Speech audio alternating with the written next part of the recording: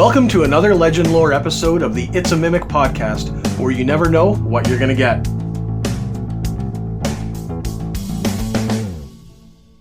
Welcome to another episode of Legend Lore, where we explore and discuss books and media related to tabletop role-playing games. I'm Adam, and with me is Sean, and today we're covering the Alien role-playing game. Before we get into this product, though, let me ask a couple questions. Roll initiative.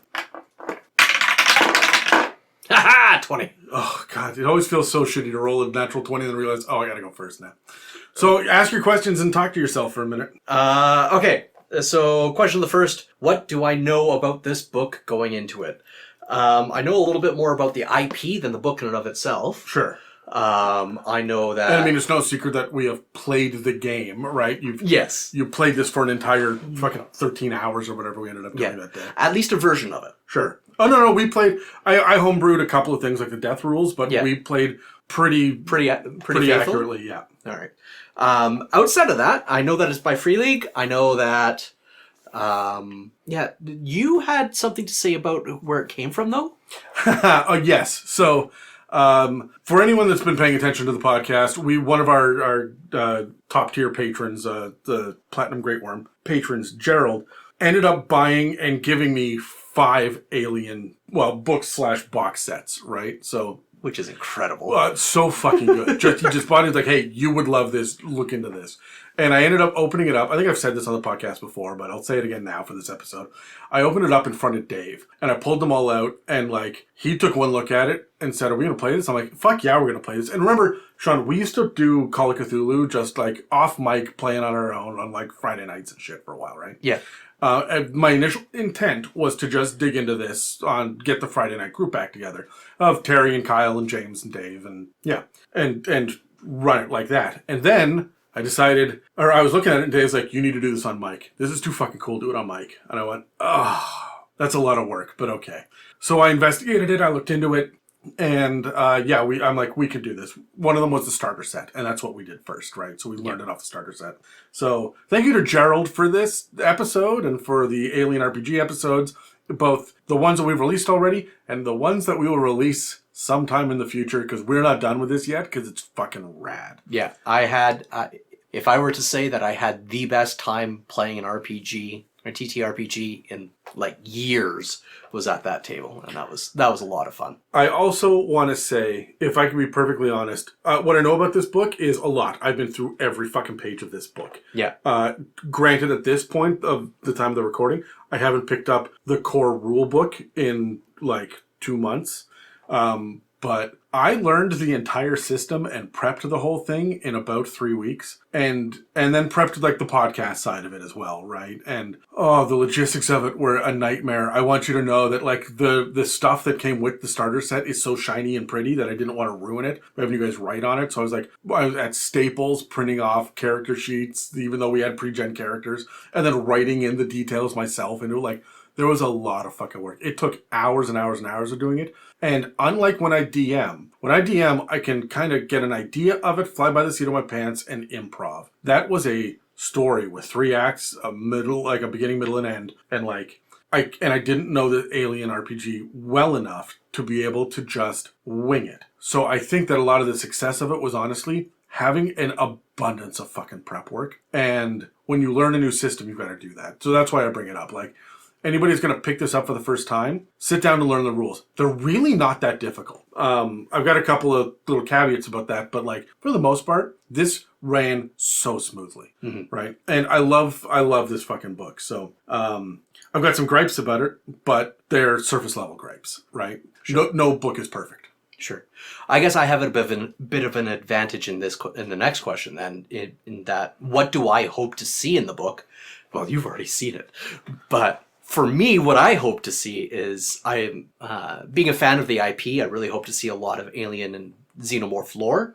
I want to see the world fleshed out, which, just from the experience that I had around the table, I guaranteed that it is.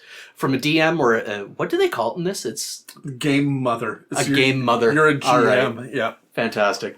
From a GM perspective, I would love to be able to see...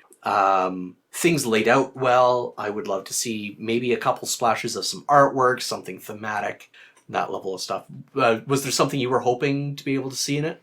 when I first picked it up, I didn't know what I was going to get. Yeah. But I wanted it to feel alien. And I don't mean different. And I wanted to feel like the movie Alien. Yes. And I want to be very specific. I am on record as saying Alien is potentially one of my favorite movies. Top 5 for certain. Definitely, probably top 3. I can make an argument for favorite movie if I was in that mood, right? I fucking love Alien. I also am one of the only defenders of Alien 3. I defend Prometheus and Alien Covenant, and I don't have a whole lot of time for Aliens.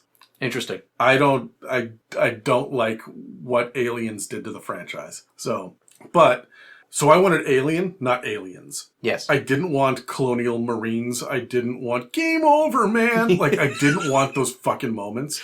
I didn't want armored troop transports and that kind of shit. I wanted... So there are 3 different kinds of themes that you can play in the Alien RPG, and there are 2 kinds of modes you can play. Okay, and I'm just going to get this out of the way first.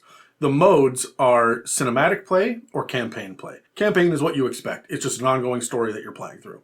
Cinematic play is, here's a short little story that is probably pre-generated, but it has a beginning, middle, and end. And it gives you some hints about how to build that. But most of the adventures that are built are in that structure, right? So that was really neat to see. But then there are the 3 kind of modes of play, which are colonial marines, which doesn't interest me so much, right?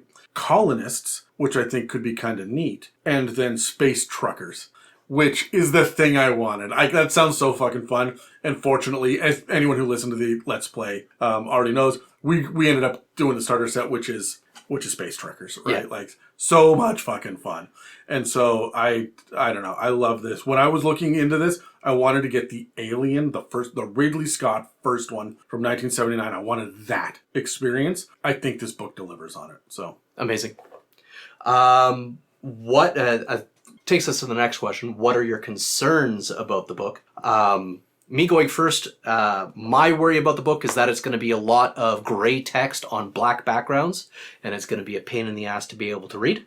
I worry that, as much as I love lore, that it's not going to be organized in a way that's going to be conducive for proper consumption. There's really a way to be able to lay that out properly. Yeah. When you're approaching an entire system. And the book in and of itself is touting itself as the role-playing game. You should only need this book to be able to play within the universe those rules. It doesn't even say the core rulebook. I mean, when you you can download the PDF of this off of the Free League site, and I recommend people do. It's relatively cheap compared to other PDFs you can get of a similar amount of content. But yes, this book... My concern was that this is going to be like a player's handbook or a DM's guide, nothing else to it, right? Now, this book covers it all. So this is the thing you need. Everything else is an extra. I also want to point out, this is first edition. They're actively right now working on second edition. I think it's in a Kickstarter right now. Really? Yeah. So Free League is at the time of this recording, I think it's looking for crowdsourcing for funding. So yeah. So I think it's going to be worth checking out. They say that they're just refining a lot of it, and I think that there are some clunky bits of the mechanics that could use a little bit of refinement. But this is just a spit shine on top of it. I don't think they need to reinvent the wheel on this. It's pretty fucking good. So well, and Free League has a habit of recycling a lot of the same mechanics and core stuff. Mechanics for their other games as well, right? Yeah, so, and this was a really good and very easy and intuitive, and there are a couple of things. This game is so fucking deadly, but that's what you want out of this game. Yeah, absolutely. They also published the Lord of the Rings role-playing game. I wouldn't use the alien mechanics for that. I don't need Frodo fucking decapitated or having his heart ripped out in the first attack, right? No. Anyway, let's roll dice. Do you have anything else you want to say before? No, let's rock. All right. I rolled a nat 1. Bump it. Oh, you rolled a 2. I rolled a 2. And you did bump it, but back onto a 1. Womp womp. All right. So I get to go first, I guess? Yeah, so pick it up. Take a look. What do we got? Apparently it thought I said a word and woke up, and it thought I said Siri. Oh, did Siri just activate? Yeah, Siri just activated in the middle of us talking. And me saying her name right now didn't. That's so weird. But I mean, if you're going to have weird AI shit, then this would be the episode to do it on, right? Yeah, I guess, right? Okay, so I go first? Yeah. Taking a look at the cover. It's a thick, meaty, girthy book. I am a fan of the hardcover. The print on the back is nice. White text on a black background. Normally we get a bunch of like review quotes on the back. Like I would expect like Ridley Scott says that this is the whatever, right? But we didn't have that, do we? No, we don't. We get one little quote up at the top, but that's really about it. It's not an endorsement, right? Not an endorsement. It really focuses on those two states of play, the cinematic play and the campaign play. Okay. In a blurb halfway through. So, and again, as we mentioned, the rules of the game are based on the acclaimed Year Zero engine, which has been used in Tales from the Loop, Forbidden Lands, Mutant Year Zero. Mutant Year Zero is another one that I'd be curious in looking into. Oh, I'd be down for Tales from the Loop. Oh, yeah? Oh, I'd be all over that. Sure. We'll put it on the to-do list, and in 4 years when we have free time, we'll jump into it. Yeah, absolutely. The front cover is perfectly thematic. It's got somebody in what looks like a spacesuit, backlit with a xenomorph behind them and walking through a pile of skulls. Again, it's all black with green lighting, and it's glorious, and I love it. Cool. Why don't we flip it open and take a look? Okay, so walk us through up until the contents page. Sure. Yeah. Opening up the book, directly on the inside cover, we've got a map of the galaxy as we know it, called the Stars of the Middle Heavens, which is phenomenal. It's also really dense. Yes. I think that this is actually very difficult to use. Fortunately, with the starter set, you get a giant map of the ship, but then on the reverse side of it, you also get this map again. And having it blown up to be poster size makes it far more digestible, I guess, to be able to use. And it was nice for me to be able to point at the map and say, you guys start here. You're heading over to here, right? Yeah. So even if it was only 2 points. But there's like 50 planets, 50 points of interest at least labeled on it. Yeah, maybe as many as 70 or 80. Like, there's lots in here. Broken down into 5 factions with different colors of the areas for the different factions. Should we go through them? Yeah, I guess so. The Union of Progressive Peoples, the Three-World Empire, the Anglo-Japanese Arm. Interesting. The Independent Core System Colonies, the United Americas, or American Arm, and the Frontier. So these are where, like, that's a political landscape that you see how the core, or like the map is laid out, but like, it's not even the corporations you have to deal with, or the religions either. Like, there's a lot going on in this. So. Yeah. Very cool. Moving on.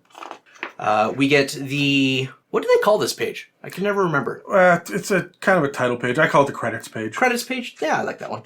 Apparently, we are looking at the 7th printing. It was produced in 2022? No, that can't be right. Maybe this book was. Right, like, it's not a new edition, but it is a later printing. I think it's been around for a while, so. Mm-hmm. There's no real names I recognize in there. No. But why would we? No, but I will say that the game designer here, I can't read it upside down. Thomas Herenston? Yeah, I think it is him who is the one that's in charge of, or was in charge of the entire Alien RPG. I don't know if he still is, but for the longest time, he was like the overall game designer and the director of the content and whatnot. And he was working closely with the actual like owners of the IP in 20th Century Fox and shit, as far as I've been able to find out. Interesting. So all of this is canon and lore accurate. Yeah. Which I appreciate the shit out of. That's amazing. I love it. Yeah. And that takes us right into the table of contents. All right, let me dive into this because I think this is going to be... we're going to flip through some of this, but I think we're going to do the majority of our... I didn't mention the head writer or editor. Rules design is Thomas... Herenstam again. Setting writer is Andrew E.C. Gasco. Lead artist, graphic design. The editor is Cam Banks. Yeah, there's... Again, these are not names that I recognize, but I wonder if I dig into more Free League stuff, if I would, right? Probably, yeah. So, I love that they got a separate person for weapon art. Yes, yeah. I do also love that Ridley Scott got a special thanks. Did he? Yeah. That's awesome. He's the last one on the list there, so... and then, of course, there's a huge list of playtesting and feedback as well on that, right? So, okay, getting into the contents page.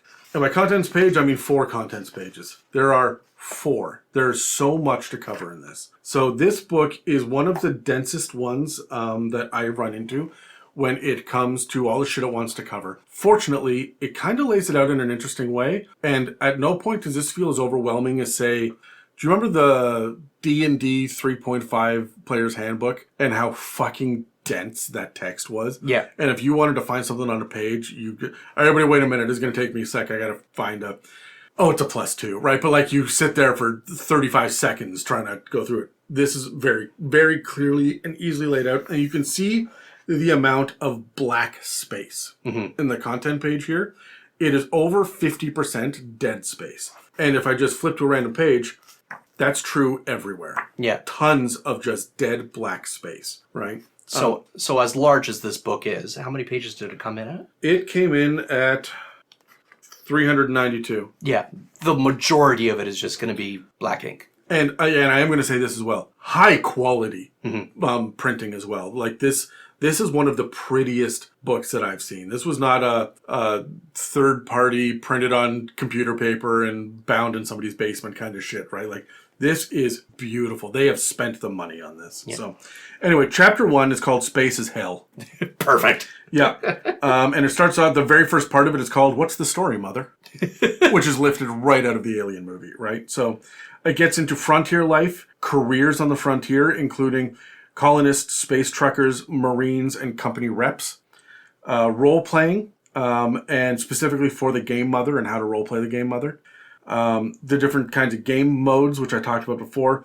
Key themes, and before you get into anything else, space horror, sci-fi action, sense of wonder. These are the pillars of the Alien RPG. And then finally, tools of the game, and how to kind of understand the character sheets, the dice, and there are cards with it. I do want to say this. What you do not get in this book is printable character sheets or like photocopyable, I guess, character sheets. And you don't get any of the cards that they're talking about. That shit all exists for free as downloads off the Free League site. So very easy to use. And they have it like a couple of different versions of it. The one that will thematically match the layout of this. And then the ones that are printed on white paper, so it's not going to eat up all of your ink, and it's easy to use, right? So, which we appreciate. Yeah. And then once it gets through all of this, it digs into, for 3 pages, what is a role-playing game? Interesting. It goes through the themes before it starts talking about what a role-playing game is. Yeah, it wants, because it's for the game mother, right? Sure. Like, here's what you need to know before we gamify anything. Here's kind of the vibe. Yeah. Here's what you will be expected to do. I really appreciate that, actually. Yeah, that's not a bad way of setting it up. I quite like that. Chapter 2 is called Your Character. And again, it has a short section on the difference between cinematic play and campaign play. And then it gets into the core concepts. And the way that it leads you through it is first you pick your career. And one of the things that we ran into while playing was that every one of you had a different career on the ship. Right? Like, you're all space truckers, but you all serve a different function. Yeah. This acts as your class, to put it in D&D, right? But that's really the only thing that you get. Like, your occupation is the thing, right? And it informs you about what your goals are, as well as, like, your characteristics. It does really dig into, like, if you're a roughneck, you're out here for this fucking reason, right? Yeah. Then it gets into the attributes, starting attributes, skills, talents, health, and stress. The skills and talents were really interesting ways of looking at it as well. The attributes had a fun breakdown. The stress mechanic, very interesting. It gets into explaining it here, but it doesn't dig into it until later in the book. So yeah. And then personal stuff, name, appearance, personal agenda, buddies and rivals, which was a fun part as well to help with your role playing. Then it gets into encumbrance and consumables, like that kind of noodly bits. And then developing your character, how experience works and how you can spend it. So you can level up, but you don't gain levels. You spend experience to upgrade skills. Okay. And then how to change your buddy and rival, which we didn't really dig into. There's some information on now how to do that for a colonial marine, a colonial marshal, a company agent, kid, medic, officer, pilot, roughneck, and scientist. Those are the classes. These are your occupations. Cool. So again, a marine, a marshal, so like a cop, company agent, kid, medic, officer, and officer is just any captain or co-pilot, or not co-pilot, but like anyone in the command structure of a ship, right? Sure. Pilot, roughneck, and scientist. So, chapter 3 is about, it's just 2 sections. Rolling the dice and how it works. This is where you're going to get everything about what are successes versus what are failures, stress level, panic, group rolls, difficulty, opposed rolls, Pushing rolls? Yep, that's in there as well. And then the skills, and it lists all the different skills, heavy machinery, stamina, close combat, all that shit, right? So cool. You get 12. You have 4 attributes and 12 skills, 3 for each, right? Yeah. So, and then we get into talents. Incidentally, that is so compact and elegant. It is so much fun to work with. Yeah. I have recently built a Pathfinder character just to see if I could. I appreciate the simplicity. The next one is talents, all the different things that you like, the special bits and pieces that you get, and it's dependent upon your occupation, right? It's a decently involved chapter, but it's only like 6 pages long, but there's a lot of stuff listed in there. Then chapter 5 is combat and panic, but it gets into time and space. Remember we were talking about when I taught you guys the game, I'm like, it's the zones that you're dealing with. You're not within 5 feet. Are you in the room? Are you in an adjacent room? Are you farther away, right? So they get into kind of like the space you work within as you're playing, which is very different than what I've seen in other games. The only other game that I've seen that kind of attacks it that way is Perils and Princesses, which includes, I think, one of the zones is over yonder in that one. So like, I do appreciate it. And then we go into like, what does stealth mode mean? We just got rid of stealth mode altogether. I didn't want to deal with that when we were playing, but stealth mode, and then actions and initiative, close combat, range combat, damage, stress and panic. That's where you get the real deep dive into it. Other hazards and vehicle combat. Other hazards included vacuum, explosions, radiation, synthetics, and xenomorphs. The vehicle combat includes aerial vehicles, how to repair them. Like it goes deep. Interesting. Yeah. But it's not complicated. Like it covers it all, but you still are just going to use like a heavy machinery roll to do it. Yeah. The next one is gear, is where you get your weapons and your armor. Including other equipment as well, like vision devices, tools, medical supplies, shit like that. Also in there, we get all the details about the vehicles. They list out 6 different vehicles there. This is one of my complaints about the book. And, interesting. And we'll get to it in a minute. But from there, we get to Chapter 7, A Hard Life Amongst the Stars. Can I point out, it's on a different, you had to flip a page to get to the next set of contents. Oh, yeah. Like, this is easily spread out so you can find your shit. Right? Because you'll notice each one of these pages is separated into 3 columns. Yeah. Right? And every one of these columns has a number of entries in it, right? So, A Hard Life Amongst the Stars. This is what getting into charted space, what that's like, living in space, when you're just in town for supplies, deep space colonies, money and identification, please. And these are not mechanics, they're lore. It's vibes. Neat. You get into, there are some mechanics in there, but it's mostly lore and vibes, right? Yeah. You get into spacecraft basics as well. Tripping the light, fantastic, which is how you get to hyperspace, right? Internal modules, armaments, upgrades, regular maintenance. Spaceships of 2183 AD, which is the year that this takes place in.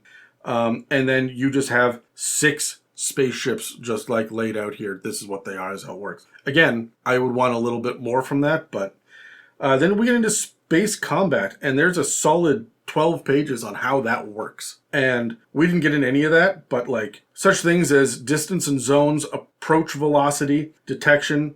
1, sensor operator actions. 2, pilot actions. 3, gunner actions. 4, engineer actions. So, wild. Yeah, there's a bunch of shit to do with this. Shit that we didn't see in the Alien movies themselves, but would obviously be a part of this lore, right? Yeah. It would be somebody's job to fix the boat. Yes. Yeah. Chapter 8, Your Job as Game Mother. So we're getting into game principles. So the first, up until this point, Chapter 1 has been all right, you're game mother, you need to know this stuff. Are you going to play this game? Yeah. Chapters 2 through 7, players. Chapters 8 and beyond, game mother. Interesting. Okay.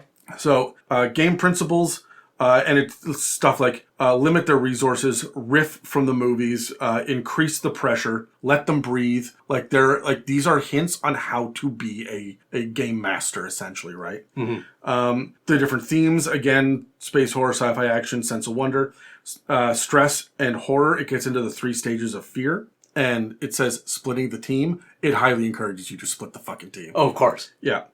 Which is the only RPG I know that does that. Cinematic play and then campaign play, and includes session 0 in campaign play.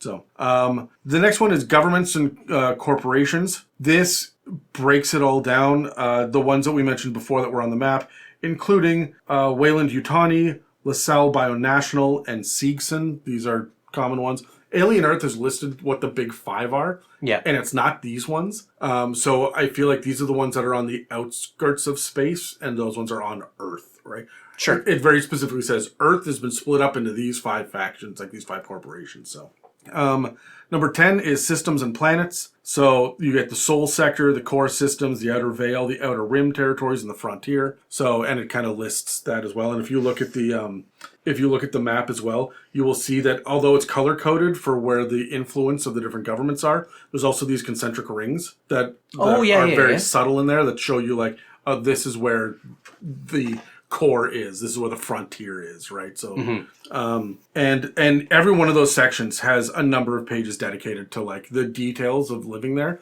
But I will say the details there are sparse. They're general and they give you basic information that you will need to know. Build it yourself, right? Chapter 11 is the alien species. We get information about the engineers for 6 pages, then the xenomorphs, and the xenomorphs are broken out into the neomorph, which has 5 stages, from the egg sacs to the neomorphic motes to the bloodburster. This is what we saw in our actual play. Okay. And then there was the xenomorph XX121, and that is your standard xenomorph, right? That's what you're getting into. And it goes all the way from the ovomorph, which is the egg, face hugger, chest burster. But then it also separates out the differences between the stalker, scout, and drone, the soldier, worker, sentry, the praetorian, the queen, stage 7 and beyond, and what an alien hive looks like. And then beyond that, other extrasolar species, the swarm, harvesters, lion worms, and Tanakan scorpionids. Neat. Like there's more aliens beyond just what we have here. Yeah. And then chapter 12, and the final one, is campaign play. And it starts off with campaign framework, creating star systems, job generator, including cargo runs, military missions, and expeditions, how to build and run encounters, non-player characters, and the Novgorod station. So it gives you an actual like template or an example rather. And then the last thing, and I didn't really include this, is Hope's Last Day. And Hope's Last Day is the little adventure that they include in it as kind of like an example what you can play. The story of it is a couple of like your party is returning back to a new colony that has just been established to find that it is currently like dealing with the xenomorph shit. Like you come in media res, shit's hit the fan, and you have access to guns and you're like trying to fight off the aliens. And it is revealed early in this that this is actually the colony that they have to go visit in Aliens, where Newt is hiding. Like Newt is a character that you may run across in like into. Oh, cool. She's there for all of this. Yeah. Right. So there we go. And that is what you can expect out of this book. Now, I'm going to hand it to you, and I would like you to just start flipping. Let's not take a whole lot of time on it. Okay. But let's go through kind of what the vibe is, the feel, because we need to know what the charts look like. We need to see how deep the lore dives are, right? Sure. So I should probably try and hit the 3 big sections, right? Sure, yeah. So the first section being the vibes section. Yeah. I've just flipped to like page 10 here. It starts describing frontier life. It's got this beautiful dark blue, bright blue picture in the background. It looks like it's snowing on this planet. It looks like there's a party that's walking towards a structure of some sort. And it basically breaks down what frontier life is. It breaks down what the territories of the frontier are. It breaks down... There are cool little quotes all the way through this too, which are so fucking thematic. This one is, there is nothing in the desert, and no man needs nothing. I love it. Like, it's such a fucking solid... David B. Prometheus. Wasn't David the name of... Yeah. Yeah. That's glorious. I love that. So yeah, that's one page. Let's flip over here. But hold on. Just like, the amount of text is filling up roughly half or less than the surface of the page. Oh, absolutely. Like, and to your point where you were saying earlier that the first section is really about vibes. They're really trying to establish the vibe, even with the layout of the entire thing. Yeah, like all of the text boxes look like they're from a heads-up display as well, just the way that they're, like the border is formatted and whatnot. The thing I was worried about with the gray text on the black, that's not happening here. Matter of fact, we've got black text on gray. Sure, but the next page, right, like, you are seeing that there are some parts that are, like, green text on black. Yeah. It almost gives a kind of DOS feel. And this is one of the things that I really like about Alien is the retro future vibe of it, right? And so looking at this feels like you're looking at a screen in the Alien universe, right? But to your point, it's also comfortable to look at. You're not spending too much time to get the details into your eyes. I also want to point out the font size is really good. Yes. And the font is very simple. And you know just by a glance where the headings, the subheadings, everything else are. The paragraphs are broken nicely. Like, we have seen some shitty layouts in some of these books. So, like, the Alien RPG is doing this very fucking well. Free League, I think, in general, does it very well. Yeah, they've done a fantastic job of it. My eyes are older than some. Yeah. And they appreciate it. It's not they're not straining to be able to read the text, which is fantastic. Flipping ahead, we've got details on the Colonial Marshal. So this is obviously building your character. They detail a personal agenda. They give you a couple ideas of some signature items that you could have. And all of this is the thing that I love. And I mean, obviously, this is what we do and it's a mimic. But like, it's inspiration. It's not pick one of these three options. It could be things like this or this or this. Yeah. Right? It really wants you to own this, right? Matter of fact, 3 of the 4 boxes on the page say literally choose from the options below or decide for yourself. Yeah. Right? Probably not by yourself. You probably want to run it past your game mother. But yes. Typical names for a colonial marshal as well. Like, they give that kind of idea. Yeah. The key attributes that you're going to want to have, the key skills that you're going to want to have, the career talents you're going to want to have. These are things that, like, you can build your character however you want. These ones are useful for hitting the theme of this character. I love it. And they've given you 3 different career talents you can choose from. Yeah. Authority, subdue, and investigator. Keep moving, Sean. You're welcome. Back into the player section again. We've got skills. They're talking here about pushing dice. I saw somewhere. There it is. NPCs and pushing. NPCs can push rolls, but as a general rule, they won't. So this is one of my first complaints. This is one of the things that I want in a new edition. Sure. I want you to notice that on almost every page there are sidebars, charts, lists. If we start flipping, not the title pages, but there are little bits and pieces all over the place, descriptors. We're just hitting classes over and over again. But as you keep going, you're going to see that there's just like, there's shit in the margins. There's little examples. There's stuff all over the place. Let me tell you how hard it fucking is to learn the system when you don't know what page this shit is on. If I want to know about NPCs and whether or not they can push dice, where would I look? And to that point as well, it can be difficult to differentiate what's actually a sidebar when the sidebar is taking up the same width as the standard blurbs. They're doing it by color and font, right? Yeah. And that's... it took a little while for me to, and I actually have notes where I had to say, look, I know that this rule is on this page. I know this rule is on this page. And I was like, I had to have my little cheat sheet. If I was going out of the book regularly and playing a weekly game of this, there would be fucking sticky tabs all over this book. Sure. But it's not enough just to have yellow one means core rule. I'd have to be writing on them as well to be like, this is where the pushing rule is. This is where the panic rule is. This is where because there's a lot of it. I told you there's panic and skills that are listed with the like overall vibes. There's panic and skills listed with the players. There's panic and skills listed with, panic and stress, not skills. Yeah. Right. Panic and stress is listed early on, and then it gets its actual section. But there is that information, while it does overlap and support each other, there's unique information in each one of them. Mm-hmm. How am I supposed to fucking use that? Right. Yeah. So, and unique information that isn't repeated in the... Yes. Yeah. Yeah. Fascinating. So you do have to become very familiar with this book. The good news is it's an easy book to become familiar with. The same argument could be made for that happening in 3.5 for sure as well. Oh, a lot of tabletop role playing games have this problem. Yeah. Where because you're trying to use the paintbrush to cover everything at once. Yeah. Right. You have a little bit of everything all over the place instead of the very simple and straightforward.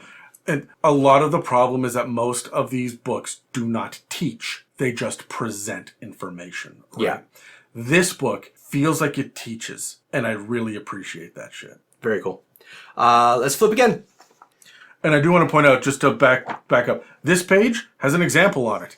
The next page you flip to, which was 40 pages later, has an example on it. There are examples all the way through this book. This is what I mean. It wants you to learn. Yeah. It wants to teach you. It almost feels as if there's an entire booklet here just for the players to be able to pour through and learn the mechanics themselves as well. I would love to have this broken out into 3 slimmer books, right? The game mother, the player, and then the monsters, right? So I'd even stick the monsters with the game mother stuff if necessary, but sure. You'll notice again, we flipped to, we're dealing with full auto fire. Right.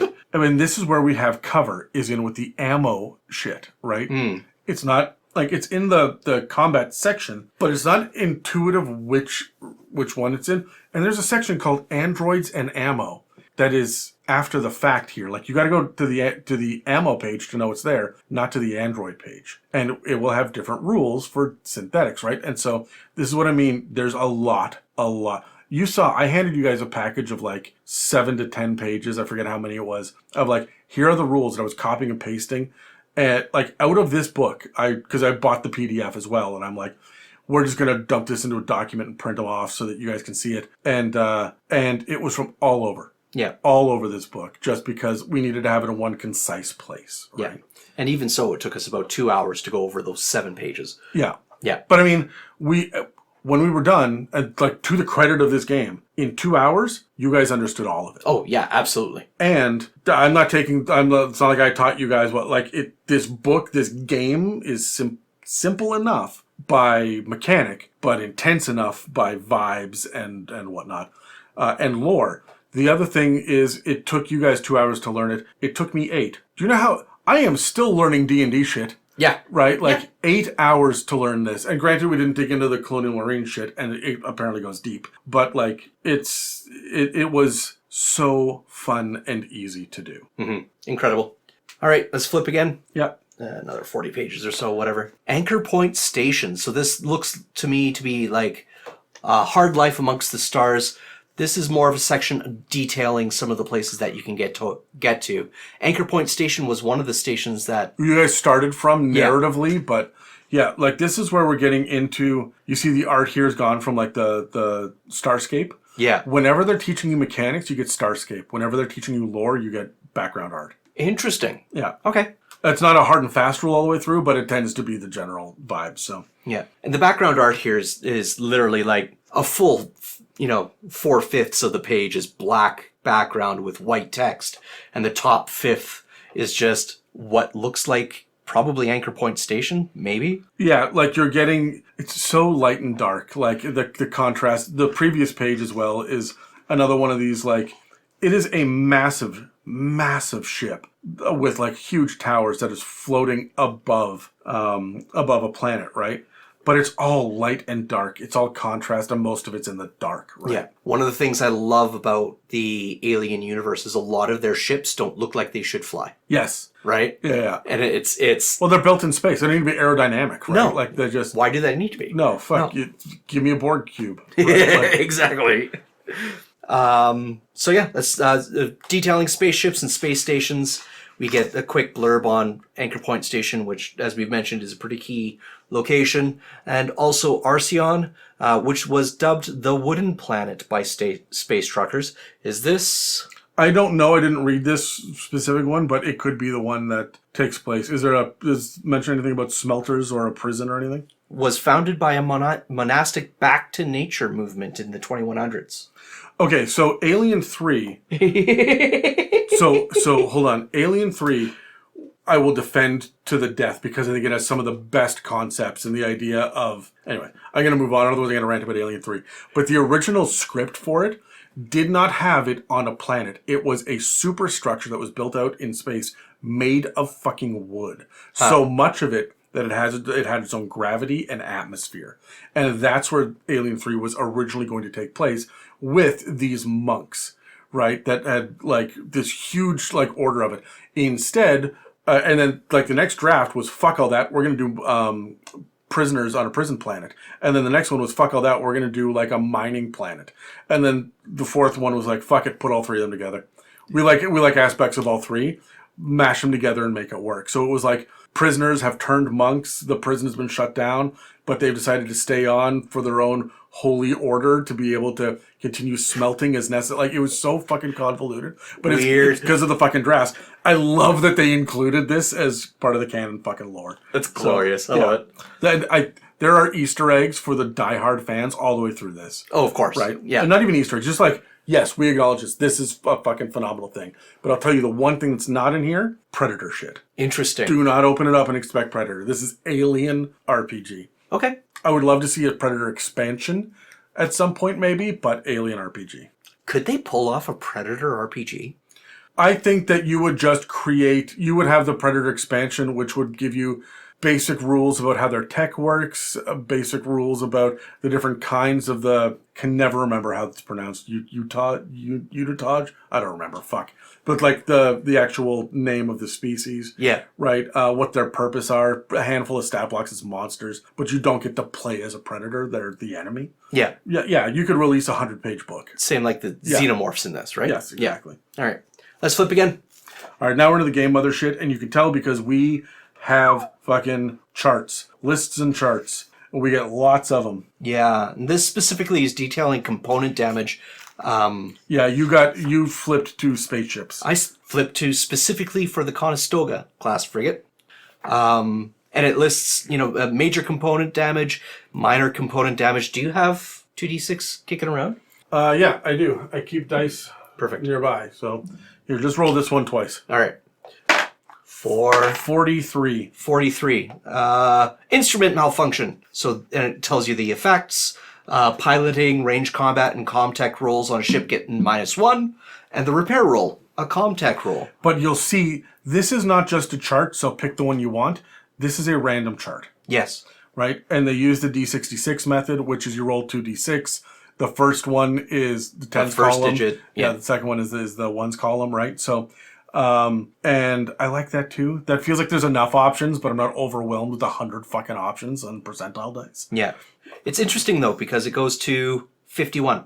No, it doesn't. Oh, it's over here. Yeah, Okay, it moves on to the next page. Perfect. But this is for this is what happens when the rolls hit and you are not able to, with your piloting skills, get out of the way, or with your combat skills, be able to like shoot down the whatever. Like, you've been hit and you roll, and this is one of the key factors of the Alien RPG. You as a GM do not have control over the outcome of what fucking happens. Yeah. The dice control it all. And the best thing is, put it in the hands of your players. Let their fates be in their hands. That's glorious. I love it. Yeah.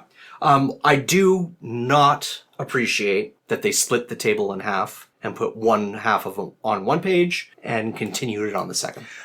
Necessary evil, I think, just based on the fact that I don't want the font to be smaller. Yeah. I hear the argument. I I hear the argument. I think I personally, given there's only, 7 extra lines? I just think all they needed to do was at the bottom of the page put continued on next page. Or an ellipsis. Yeah. Although the ellipsis probably would have gotten lost in the Starscape. Yeah. If we scroll around, you will see that there is actually, that kind of shit happens. Oh, all right. You could do ship upgrades? Oh, yeah, you can get right into it.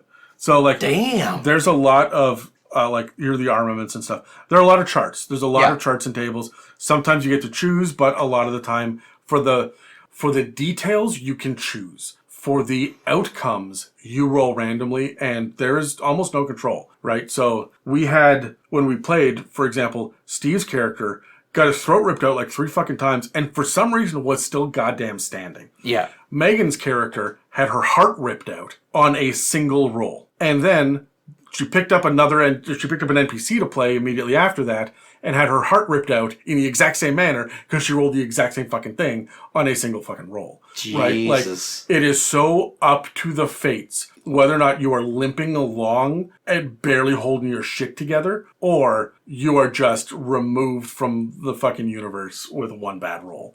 Right? And it sounds too swingy and too rough. It's what makes Alien, right? Like, it needs to be that level of threat.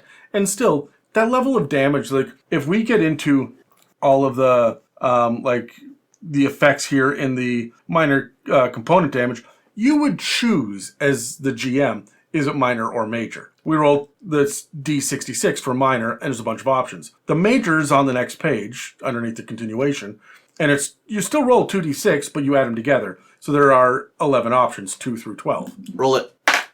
4 plus 5 is 9. Bridge exposed to vacuum. Like, fucking crippling, right? Yeah. Like, it is so swingy from one thing to the next. The ship can no longer be controlled, and all personnel on the bridge suffer explosive decompression. That's glorious. There are mechanics for explosive decompression, too. It's pretty fucking gnarly. I love it. Yeah, you do not survive it. You do not. No. So, keep on flipping. Nor should you. No. All right. Let's go another, 40 pages. Okay. Governments and corporations. Who are we looking at? The Union of Progressive Peoples. Again, we've flipped to page 228 here.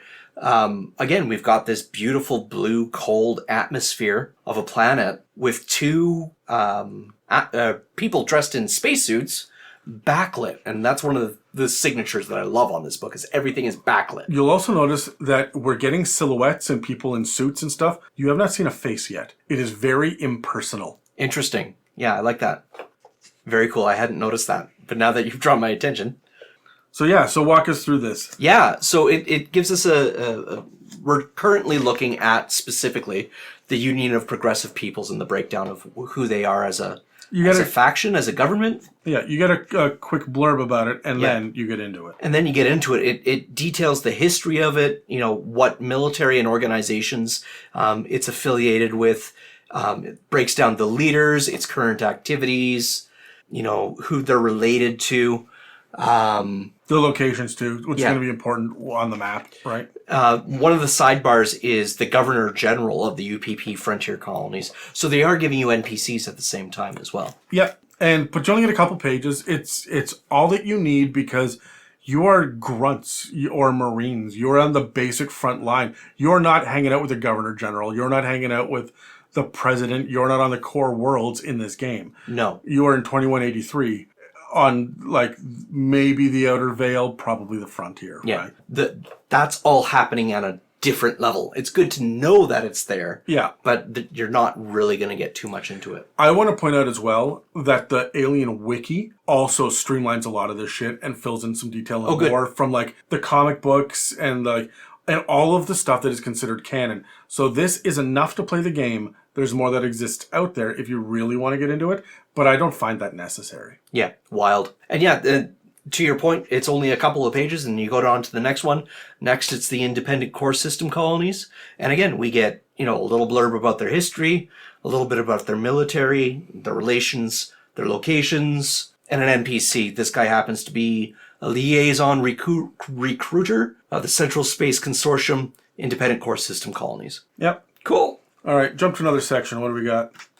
So this is Systems and Planets. It looks like it's detailed the Fiore 16 system. Yeah. Fiorino 161 is nicknamed Fury, apparently. Mm-hmm. And it gives you a breakdown of the system, a little bit of history. Half page of it. It even kind of shows you where it is on the galactic map as well, which is nice. And then a blurb about Fiorino 161 itself. But hold on, if you look, you get location, affiliation, classification, climate, mean temperature, terrain, colonies, population, and key resources. And that's really enough. That's all I need, right? I can flesh out a space colony from there, right? Absolutely. On the next page, you get a little bit of an actual fucking lore breakdown, right? Neat. And it's like a full story here as well. Like it starts talking about the ship's mother being ejected and... One of the things that is really interesting in the lore of this is that there was recently a report by a man named Morse who accounts essentially a very early encounter with with one of the xenomorphs. But the report is called Space Beast. Space Beast was the original title of the movie Alien. That was the working title. This is what I mean. There's a lot of cool shit in here for the fans, right? So, and this blurb that we're looking at right now starts off discussing this, like, and how it relates to Fury 161, right? So, So there are these little lore bits dropped all the way through this as well. And again, you're not going to be able to sit down and read this like a novel and understand the story, because it's not a story. It's this is the setting here, the details. When you're looking at this place, these are the details you may want to know, and a couple of interesting pieces of lore. Right? And that's it. It doesn't do a deep dive. This is not a gazetteer by any fucking means, right? It's just, here are the basics. You do it yourself, because we shouldn't be getting into what's the local population of this and that. Like, how long has the colony existed? We don't fucking care, man. Your space marines light that shit up. Yeah. Your space truckers drop off that, pick up these resources, and get the fuck out. Your colonists, goddamn live. Just live. Just survive. Yeah, right? So, all right. Here we go. Flipping again. Accelerated evolution agent. What are we looking at? Oh, these are the alien species. yes. Oh, this is talking about the engineers. Yeah. Very cool. So it gives you the physical traits, a brief description of their architecture. You'll see we get a ton of fucking lore, like more than we're getting for a lot of the other aspects of this game. Yeah. Super cool. What else do we got in here? Ooh, a breakdown of their technology as well. Yeah. The sarcophagi is the biosuit, all of this shit that is displayed in the fucking movies, but like it gets into kind of what you need to know about it. And again, it's a paragraph a piece. Like, it's not that much, but it is an acknowledgement of it, and you should be aware of this, and you should include it in your game. Yes. I love it. The one thing I wish they did have was perhaps a few more images. Incidentally, we have a superior species, no doubt, by David. Yes. Like, the quotes in this are really good, right? You'll notice that there's not a whole lot of art in this. Yeah. And I find it very frustrating as a GM to not have touch points. The art that we have is generic. I was about to say it's not necessarily relevant art. Like, specifically for the engineers, I would love to see what the engineer orrery looks like. Yeah, if you want to know the difference between a xenomorph drone and a xenomorph soldier, wiki. You will find the differences between, and one of them might be, featured heavily in a comic book, so that's the art you get, and you got to compare it against the movie stills and stuff, and like that's one of the downfalls of this. But also, it makes it so that you are not relying on the same piece of art over and over again. And because this isn't D&D, where we get to see, the monster manual has a Cyclops. Also, in this adventure, there's a Cyclops that you're going to talk to, and there's a piece of art of him talking. And then in this adventure over here, there's a Cyclops sitting on a throne, and you have to go to this island. So there's a picture of him on a throne. Like, we're not getting this over and over and over again. When we open up the starter set, there's almost no fucking art in that. It's like a handful of maps and the character art that I showed you guys, like, this is what your character looks like. And that's essentially fucking it. Wow. That's what you get.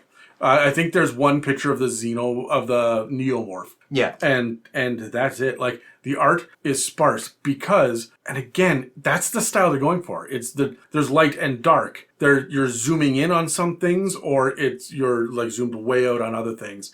And there's a real concept of not liminal space, but like the worlds are big and you are small. Yeah, not liminal space, but the vastness of space. Yeah. Very cool. All right, flip again. So We're still in the alien species section. yeah, but we're dealing with some of the alternate aliens. Let's actually go to the xenomorph itself. Sure. So, chestburster. Variable gestation. Love it. I want you to look at the art here. Now we're seeing faces. Now we're seeing blood and gore. But it's only in the monster section. You'll notice the players don't have access to this. This is where the GM is supposed to be inspired by this kind of shit in front of us. When it was the engineer is supposed to be a little bit distant, right? So the art we got for them was of their fucking biosuit. It wasn't even an engineer, right? Yeah. They're supposed to be a little distant. With the chestburster, it's supposed to be horrific. Look at the blood splatter. That is so fucking cool. My complaint about the art, and my only complaint, is that all of the faces in this look kind of the same. You're going to hit the same style over and over and over and over. And there are some details that are different, but it is very much a stylistic choice, and it is not something that is pretty to look at that I would put up on a wall with the character art, the NPCs, or anything. Would you prefer it to move to the other end of the spectrum? Would you prefer it to be different styles throughout the entire book? No, absolutely not. My ideal here is that I have art that I can say, hey, this is what this looks like, and there's a handful of variations of it, of like in different scenarios, but it's consistent artwork, right? However, I will say this: you'll notice that when it's humans, it's a little gritty, it's a little uncomfortable to look at. It feels like you're in a dirty world, right? Like this artwork is gory and uncomfortable and messy and nasty. When it comes to the tech, it's bulky and it's definitive. There are hard lines, right? When it comes to the aliens, let me find an actual fucking alien picture. Should be somewhere it is very vague. You get the impression of the shapes of them, and they're difficult to actually like wrap your head around. You never get a full picture of, this is the size of a queen alien, here are her arms, and this is what her claws do. You don't fucking get that shit. You just get like the impression of like the silhouette of at best, right? Is it trying to hit that cosmic or horror? I think so. angle? I think it's on purpose. Yeah. Right? Where like humanity is sloppy, engineers and aliens are perfect organisms. Right? Like you're supposed to be getting that vibe off of this book. And I think the book does that very fucking well. Amazing. I love it. Which came first, the alien or the egg? Amazing. It even details the ovomorph as well. Like it gives us... Yeah, you have egg stats. Yeah. That's glorious. I love it. All right. Breaks down the campaign framework as well. Sorry, I'm going to pause this for just a second. Sure. Because I want to say there was one thing that we kind of skipped past that I think is actually going to be... Important enough. I'm flipping backwards. So first of all the internal modules listed out here for like, there's so much fucking detail on the ships, but that is a hard life among the stars. I'm trying to find where the weapons are and the items. I think that we're in ranged combat, panic, gear. The gear section. This is what I wanted you to take a look at. So, okay. So you'll notice that you have all of the gear, all of the items and the weapons and stuff. There are charts, like lists of them, tables for this stuff, but you only get a handful of actual images of what they are. For example, the suits and armor, there's a bunch laid out. You only get a picture of the exoskeleton that Ripley wore. Of the loader? Of the loader, right? So you don't get anything for anything else. And you've got it like for the computer mainframes and data storage and stuff, you don't get art for any of it, right? There's a lot of the gear and things you would think that they would have big splash pages of even just like all of the items laid out on a table, or like D&D does with the weapons where it's just like, here's just a bunch against a white background. So you get an idea of what you're fucking looking at, right? Yeah. But you don't get that. This is when you got to print the cards out. And when you print the cards off of the website, the cards include the weapon cards so that you can hand them to the player and say, this is the art for this weapon and these are the stats that go with it. Yeah. Right. And that is incredibly useful. So if anyone is going to just use this book, go to the website. Like there's a little bit more that you are going to need there. Although we did find out that some of the weapons are actually transport. Yeah, there were a couple of weird misprints on some of them where where I forget which one it was. There was one of the firearms was like the back of it was a picture of an armored transport, right? Yeah. And there was another one that had the wrong information on it as well. So there were a couple of printing errors with it in the starter set, but that's not this book. So Sure. Anyway, campaign framework. Campaign framework, it basically breaks down, how to run this thing from a campaign point of view. It's got sidebars on starting spaceships. Are you employees or freelancers?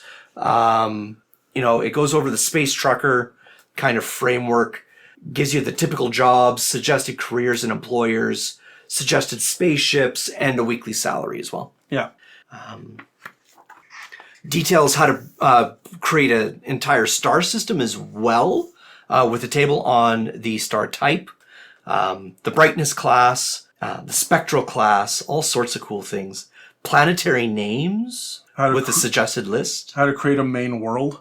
And that's one of the things I like about Alien as well, is that like sometimes the habitable place is going to be a moon or an asteroid, but you're not going to get 7. It's not like Star Trek. Every once in a while, there's like 7 inhabitable planets, or habitable planets rather, that like in the same solar system. Mm-hmm. It's not like that. Like this one is the right distance from the star, or has the right gravity or an atmosphere. Like this is the one. It's rare, right? So I appreciate that. I love it. What else do we got here?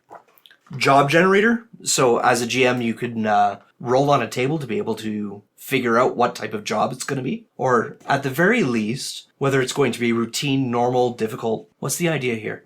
So it looks like we're still doing like planetary. I can't read it upside down, but it looks like we're still doing star system generator. Let me grab the book for a sec here. Yeah. So with the job generator, it's not always easy to come up with new jobs for the players. This chapter provides you with tools and inspiration for the quick creation of jobs tailored to your group. So give me a D66 roll. Sure. 53. 53. This is a normal job type. You are heading to a nearby system. The complication is 1, whatever that means. I didn't have to deal with any of this, right? But sure. But it's essentially, I think, cargo runs. Yeah. So the routine ones are within the system. The easy ones are within the system or a nearby system. Does it come with a complication? When you flip the page, there are cargo runs, employer destination goods, complications. There we go. So how many there might be? Why don't you roll D66 again? Sure. 52. 52. Problems at the destination mean they aren't ready to accept the cargo. Can the crew help speed things along? Cool. Like you're just coming up with little plot hooks in this, right, to push it forward. So, and then the base reward based on the thousands of dollars. So 20 plus a D6 or 50 plus a D6, whatever. And then is there an extra reward? Some of them randomly have them, some of them don't, right? So this is like for space truckers. And here's the thing about the book. You're never supposed to be at home. You're never supposed to sit still. Even the colonists are going to a new colony. They are establishing a new colony, right? They're not just like, it's another Wednesday in space. That's not the point of this, right? Yeah. You're supposed to be on the raggedy edge. And so, anyway, we get some stuff for Colonial Marines, like different military missions that you can generate and shit as well, right? Yeah, so. Patrol areas, whether it's a prison complex. You can roll for a snatch and grab. Complications are neat, too. There are tactical restrictions placed on the mission, how the squad acts, where it can go, and what weapons it can use. And again, it's very generic, but for me as a game mother who has learned the lore and understands the corporations involved, the systems involved, and the threats that could be out there, this is fleshing out the details the same way that when we played in the starter set, you guys had the tritium. You need to take it to this planet, right? Because it's going to degrade into helium-3, and that's really expensive. And that's what this is. That's what these tables are here. It's just like, here's the basic premise to get you started moving. Yeah. Then shit will hit the fan. And you're able to improv your way through, tactical, having to plan a tactical restriction like this. Although I suppose this is more for prep than it is for at the table. It's 100% for prep work. Yeah. All of this is prep work. So makes sense. Yep. And now we are in. So this is the Novigrad. This is the example complex that you can play in. It's just showing you a section by section, essentially dungeon crawl. Yep. Right. Do we have any details about what's in these sections? Not really. I think the Novigrad is like a tower. It's not a ship. Mm-hmm. Right. Like you say, it doesn't look like it's supposed to be. It doesn't look like it's supposed to fly. No. Yeah, there we go. All the interior details, what all the different places look like and stuff. Security stations, gyms, concourse. Yeah, it's a dungeon crawl, right? Yeah. So, and then... NPCs. Yep, and events that can be there. So it just builds it all for you, and then Hope's last day. And that's the final part of this book. Yeah. And the final part of the book opens with this dark black and dark blue just scene. It's very cool to see. It's so atmospheric. There's so many bits and pieces in this that feel so good. Mm-hmm. Like they're on brand. You'll see at the end there are the character sheet here. It's almost impossible to like photocopy this. You have to break the spine to do it. So just download it instead. And then at the end we have an index. It's always good to have an index. Yep. And that takes us to the end. So I have some questions. Let's roll dice. All right. I take the black one this time. All right. Well, you're going first with a 16. I rolled a 4. So, what are your overall impressions of the content? Of the content? I'm a sucker for the lore. I'm a sucker for storytelling. Do you think it hit Alien appropriately? Like, is this the vibe? Yes, very much so. And I think the word that you used earlier, it's not liminal. It's the vastness of space. Yeah. And, they really hit that with the art style, with the layout, with, the little blurbs that they've left, the story that they've, constructed with the sidebars, all of it. It just kind of hits that note over and over again. I enjoy that. I really fucking love the content in this, and having played with the bits and pieces, how the weapons work, and the weapons are fucking powerful. Mm-hmm. If you get a shot off, you can fucking kill someone in a single shot. You can take out a xenomorph, potentially, in 1 or 2 shots. Like, it's so hard to have fucking guns in tabletop role-playing games. This system really works, and it feels good. Mm-hmm. Right? Except when Dave tries to use a flamethrower over and over and over again, and can't fucking roll enough to... Anyway, so we didn't really get into how the stress dice work, but because we're not breaking down mechanics on here. But like the stress dice and the panic and stuff they're good. These are good mechanics. The basic idea of the stress dice, I'm saying this in the content portion because we should have touched on it, but the idea is that you have base dice that you get to roll, a number of them based on how good you are at a skill or an attribute. And then if you roll a 6 on the they're all D6s. If you roll a 6, then you succeed. When you get stressed out, you get more dice that you can add to them. They're probably a different color so that you can tell which ones are the stress dice. And on a stress die, if you roll a 6, you succeed, so your chances of success go up. But if you roll a 1, you auto-fail and overwrites all the chances of success. Yeah. The more successes you get, the cooler shit happens. The more failures you get, doesn't matter. Only the 1 matters, right? So it feels really good. Like the way that this works out, the combat, the damage, that the ships take, the damage that people take, the panic rolls with the tables and stuff, they all go from like minor to major, and like it feels like you should be okay most of the time, but if you roll a 66, you're fucked. Yeah. Right? And fucked in a spectacular fashion. Oh, in a bloody as fuck way, right? So the content in this book spoke to me in a big way. I didn't want aliens out of the Alien RPG. Mm-hmm. There is another book sitting on the shelf over there called Colonial Marines, which is aliens in the Alien RPG. Sure. It is an expansion upon these rules that digs into not just the mechanics of the Colonial Marines, but a number of short adventures, and also like the internal structure of whoever wrote that one loves the military. Mm-hmm. And you can get into like the absolute deep lore of how the Colonial Marines operate. And so like it's good, but it's an expansion, and I'm glad it wasn't in this book. Yeah. How do you feel about the art and the layout? I feel if there was something that could be improved in this book, I feel as if probably the layouts could be tuned a little bit. Yeah. I do enjoy that there were basically the 3 sections of the book, right? Yeah. There was the vibe, here's the stuff that the game mother needs to know, and here's the stuff that the players need to know, and here's a bunch of lore and other stuff, right? Yeah. So 4 sections, I suppose. Yeah. I can count. Yeah, counting's fun. Counting's great. Yeah. Anyways, the layout could have been done a little bit better. Artwork, again, very thematic. I would have loved to see maybe some more things that are a little bit more relevant.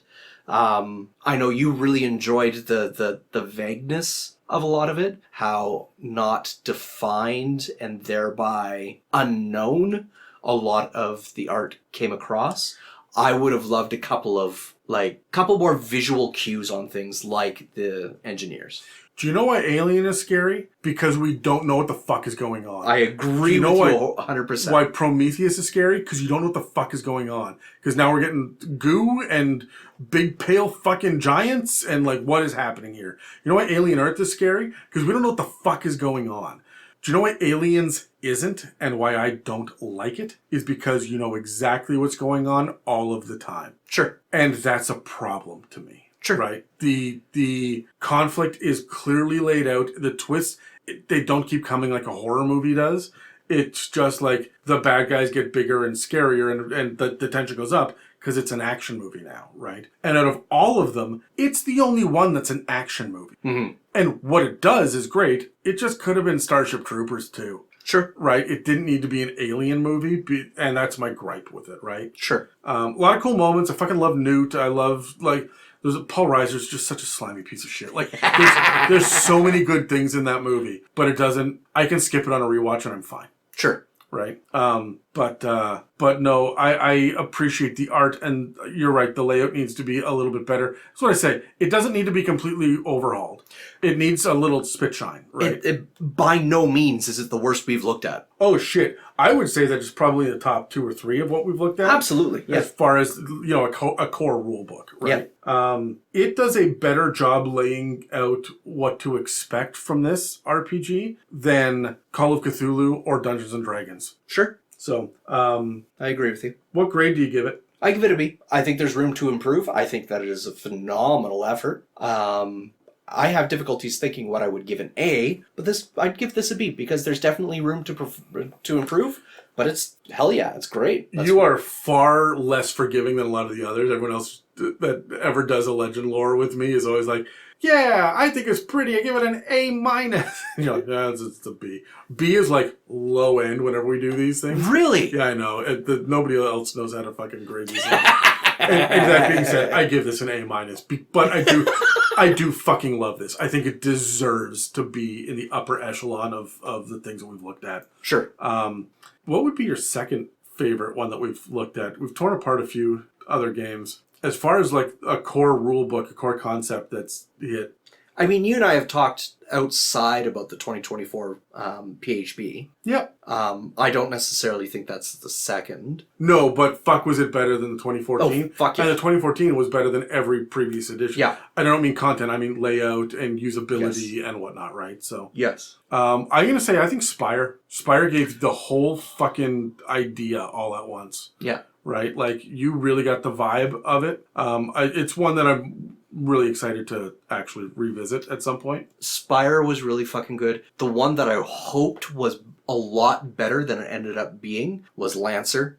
See, I haven't dug into Lancer, but we will sometime in the future. We will. Yeah. I think that the investigator's handbook for Call of Cthulhu was good, but the Keeper's rulebook was terrible. Yeah. So, anyway, when should someone add this publication to the library? When they are looking for cosmic horror that isn't Call of Cthulhu. Yes. When you're looking for it's not even cosmic horror. I mean, it is, but like space horror. Sure. Right? Like, this to me is... It is so hard to play a horror game and have it be horrific. Mm-hmm. Tabletop role-playing games are difficult to be horror when you are sitting there eating fucking pork rinds with your buddy on a Friday night after a long fucking week. This one comes so damned close. Yes. And I think the thing that helps it the most, not just the themes, not just the vibes, not just knowing the IP, it's the lethality of the system. Yes, as well. And it getting into the detail of what that is. Like, if we get to the actual injuries and shit, it's not like, you take 2d4 damage. No. No, your fucking spleen is ripped out. Yeah. Like, it is specific in the details, yeah. right? We ripped out your throat. By the way, you have 5 minutes to fix it or you die. Yes, and specifically that kind of shit. Yeah.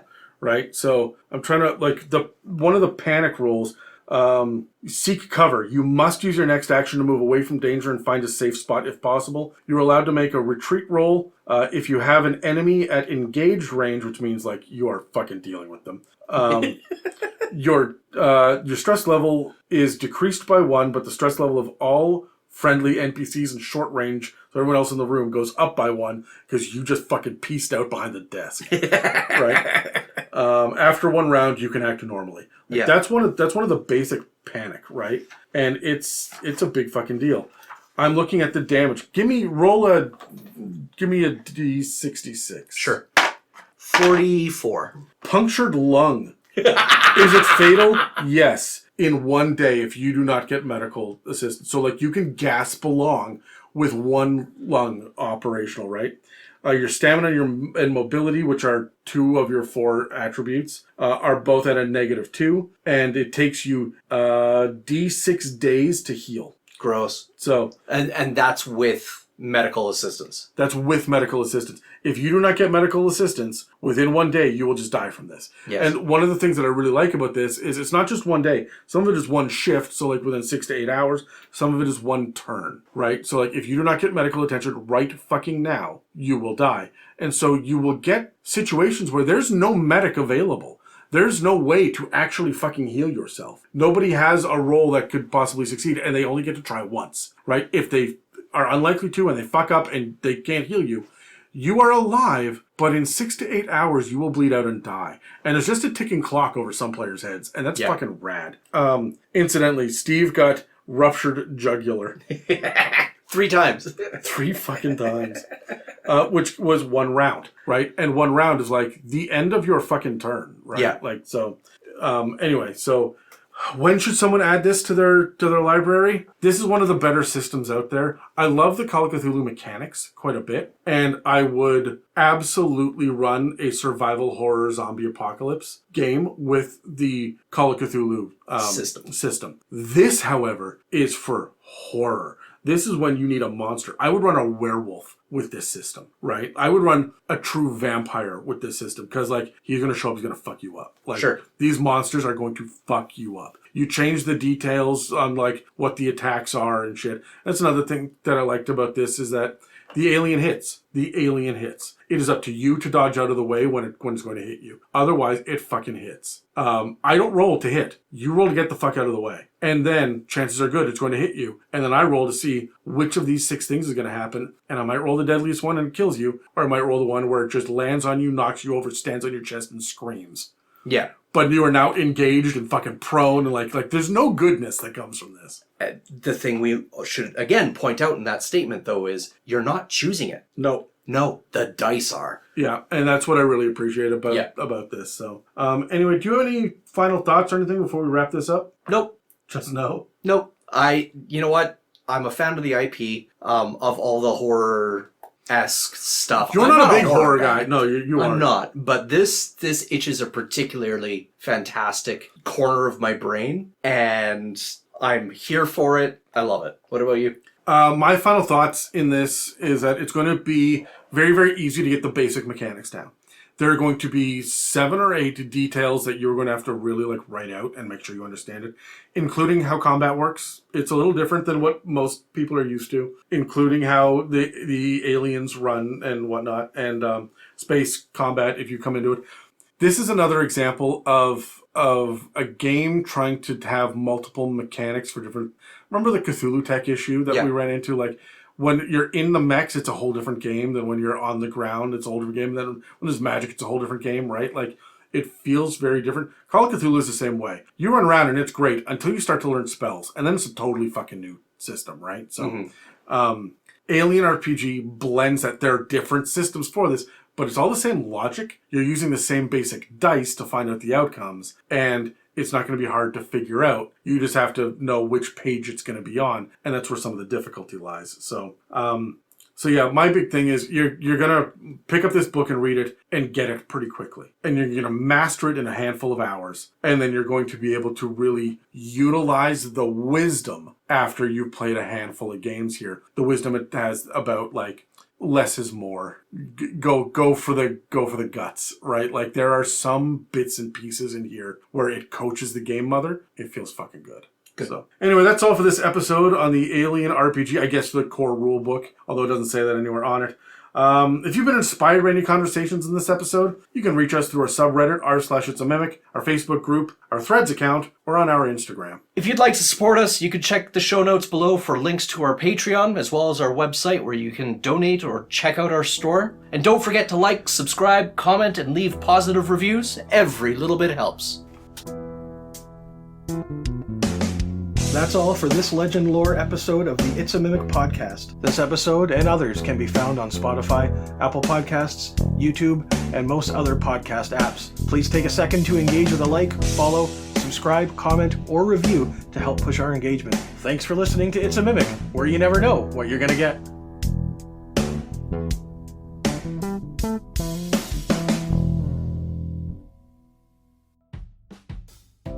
If you'd like to support us, we have a store with some merch and a donate button on our website, itsamimic.com. You can also head to itsamimic.com to find a comprehensive episode guide and more information about the show. We do have a Patreon, which not only offers access to our exclusive Discord server, but also hosts over 100 episodes, including a variety of bonus episodes covering topics like 5th edition book reviews and the campaign builder, spells and gods, fae, homebrew inspiration, and even the Blood War. If you'd like to submit any mailbag questions, please reach out to us through any of the social media links in the show notes of this episode, or send us an email at info@itsamimic.com. This has been an episode of It's a Mimic, where you never know what you're going to get.